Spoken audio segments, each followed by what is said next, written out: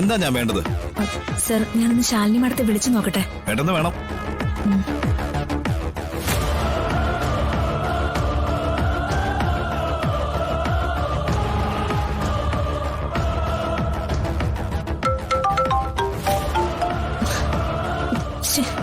എടുക്കുന്നില്ലല്ലോ. സാറിനോട് ഞാനിപ്പോ എന്ത് പറയും?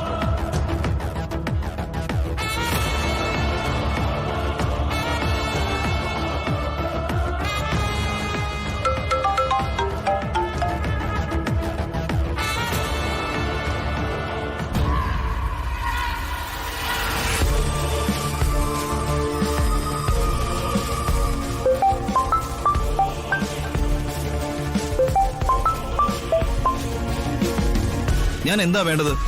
അനുവിന്റെ സമയത്തിനും താളത്തിനും ജോലി ചെയ്യാനാണോ ഞാൻ ഇവിടെ ഇരിക്കുന്നത്? ഞാൻ പറയുന്ന അങ്ങ് അനുസരിച്ചാ മതി. ഞാനിപ്പോ കൊണ്ടുവരാം സർ. ഇവരുടെ കാര്യത്തിന് എന്താ ശാരദാമ്മേ ഒരു തീരുമാനമാകാത്തത്?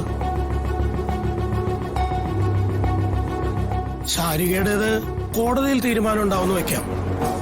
ശ്യാമ എന്താ ഇങ്ങനെ നിർത്തിയിരിക്കുന്നത്? എന്തെങ്കിലും ചെറിയ ചെറിയ പിണക്കങ്ങളാണെങ്കിൽ പരസ്പരം പറഞ്ഞു മനസ്സിലാക്കി അതൊക്കെ പരിഹരിക്കാൻ നോക്ക്.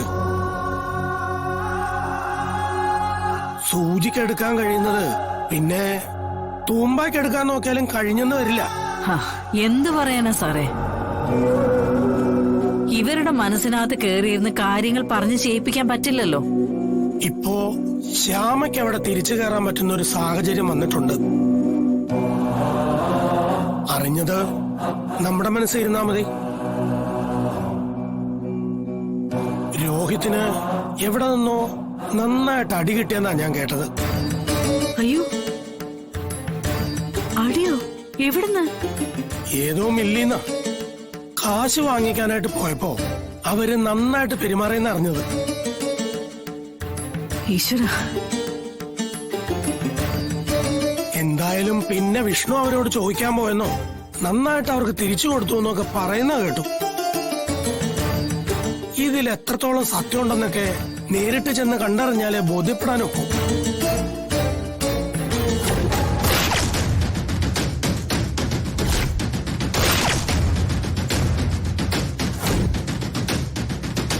അപ്പൊ വെറുതെയല്ല ഞാൻ വിഷ്ണുവിന്റെ സ്വപ്നം കണ്ടത്. നമ്മൾ കാണുന്ന സ്വപ്നം പലപ്പോഴും നമുക്കുള്ള ഓർമ്മയാണ്, ചെയ്യാനുള്ള കാര്യങ്ങളുടെ ഓർമ്മപ്പെടുത്തൽ. പിണക്കങ്ങൾ മറന്ന് രോഹിത്തിനെ ഒന്ന് കാണാൻ ശ്രമിക്കുക. ഈ സമയത്ത് കയറി ചെല്ലുമ്പോ അവർക്കാർക്കും ഒന്നും പറയാനും പറ്റില്ല, ഒരാശ്വാസമാവുകയും ചെയ്യും. സൗന്ദര്യ പിണക്കം അങ്ങനെയൊക്കെ അങ്ങ് മാറിപ്പോയിക്കോളും. മനസ്സിലായല്ലോ ശാരദാമ്മേ? ഇനി ഒരു ചായ ആവാം. ആ മോളെ, ചായ എടുക്ക. ശ്യാമേ, നീ വന്നേ. വാ. ഈ സൗന്ദര്യ പിണക്കങ്ങളൊക്കെ എല്ലായിടത്തും ഉള്ളതാ ശാരദാമ്മേ.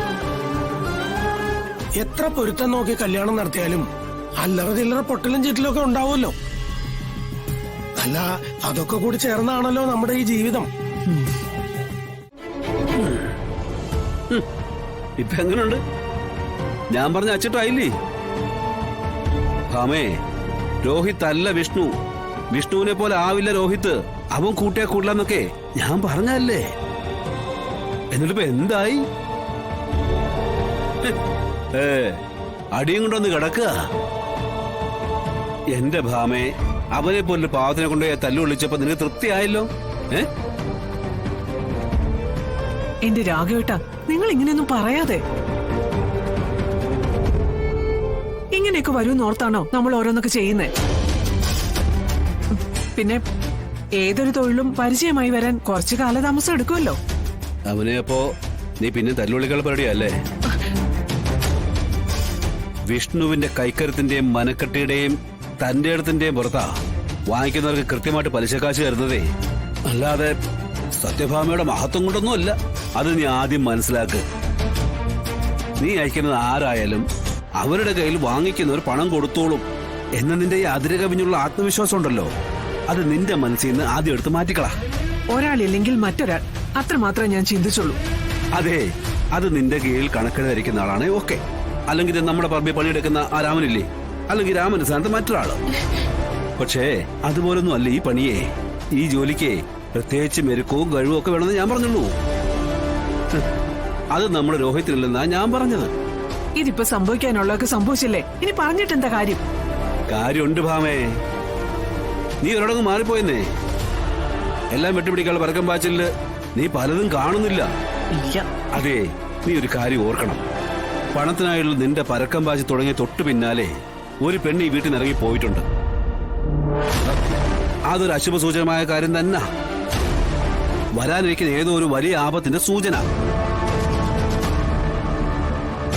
ഇത് നീ ഭയക്കണം, അല്ല നമ്മൾ ഭയക്കണം. അതെ, ആരും ഭയക്കേണ്ട കാര്യമൊന്നുമില്ല.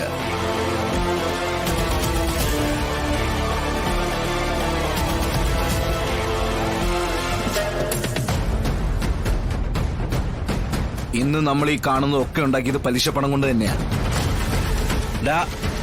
അത് നീയായിട്ട് കൊടുത്തതേ നിന്റെ യൗവന. അത് ഞാൻ ഭാവിയെ ഓർമ്മപ്പെടുത്തിയെന്നേ ഉള്ളൂ. പിന്നെ നീ അല്ല രോഹിത് എന്നുള്ള സത്യവും. വിഷ്ണു, രോഹിത്തിന്റെ കാര്യത്തിൽ നീ എന്താണ് പറയുന്നത്? അവനെ ഈ പണിക്ക് ശരിയാവില്ലേ? എന്റെ മാം, ഏത് ജോലിക്ക് അതിൻ്റെതായിട്ടുള്ള ബുദ്ധിമുട്ടൊക്കെ ആദ്യം ഉണ്ടാവും. കൊണ്ടും കൊടുത്തൊക്കെ തന്നെ ഇവിടെ എല്ലാവരും എല്ലാം നേടിയിരിക്കുന്നേ.